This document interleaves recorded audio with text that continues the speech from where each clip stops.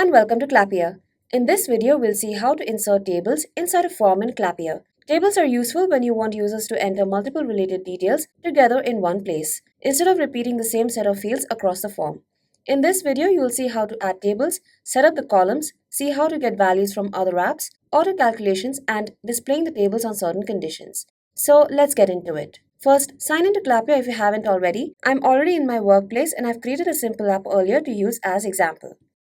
This is a basic purchase order app and I added a few fields. Now I want to add a table over here to capture item level details. Things like item name, quantity and price, all that together. So to insert tables, go to Design App.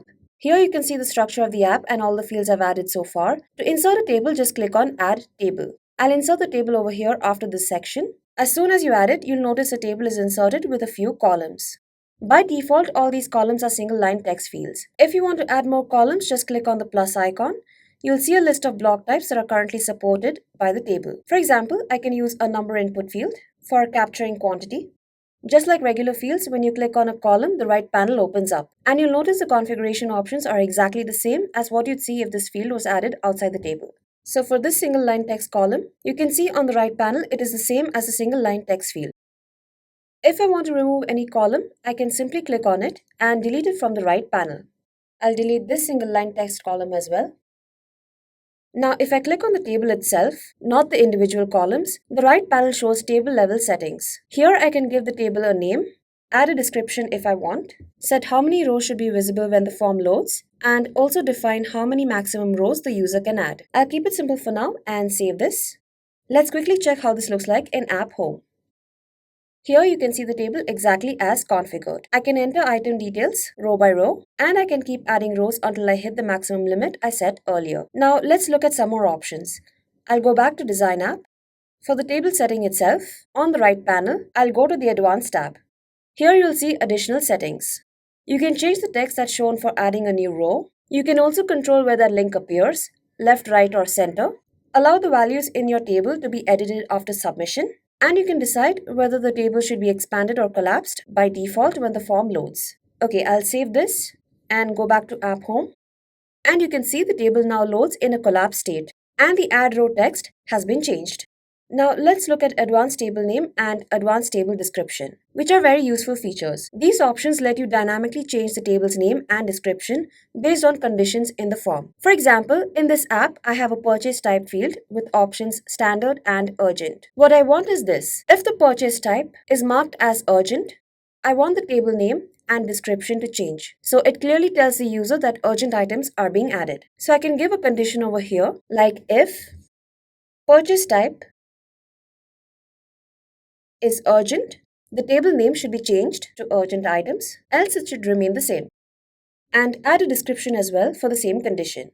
So if purchase type is selected as urgent, then I need this description, else the original description. You can use spreadsheet type formulas here like if, and, or, etc. And to pull field values, just type @ and you'll see a list of all the fields from the app. I'll save this. Right, so in App Home, when I select purchase type as urgent, you can see the table name and description change automatically. I took a very simple example, but this is useful when the same table needs to display content slightly differently based on the context of the form. Now you can also use display this table if to control whether the table should appear at all in your form based on conditions. The setup works the same way as display conditions for sections or fields. So let's say I want the table to appear only if an option is selected in purchase type, else it should not. So I can give a formula like if purchase type equals to standard or the purchase type equals to urgent. So this means that if any of the option is selected, then the table appears in the form. I'll disable this for now and save it and go back to App Home to check it out. Now you can see the table does not appear in the form unless I make a selection. Now I just added simple fields, but what about pulling data from other apps? You can use the Get Data from Other Apps block to pull data from other apps. So I have this app over here called the Source app, where it maintains a list of different items. You can say like an inventory, and it has some submissions in it. I want to be able to pull this information into my purchase order app, specifically inside the table. So I'll just delete this column first.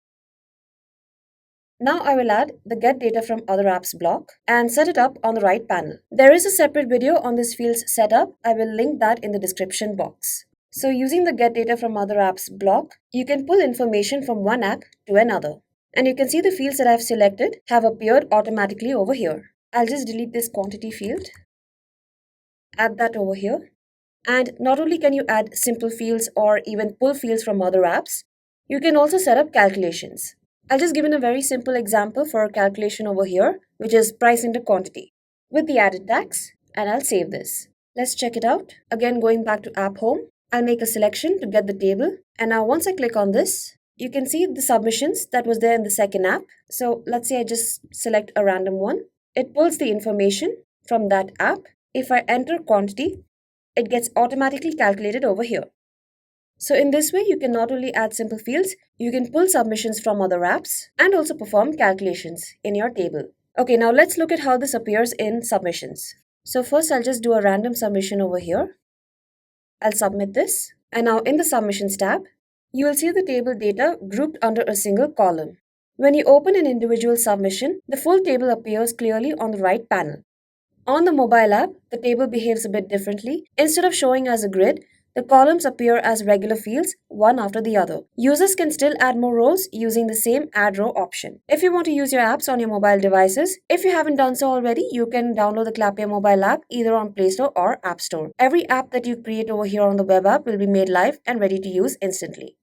So that's how input tables work in Clappia. If you have any questions or need help setting this up or on any other feature in Clappia, you can raise a support request by clicking on the button over here at the top. You can choose the AI assistant as it is trained on all of Clappia's help material, or you can select any other option and our support team will get in touch. Thank you.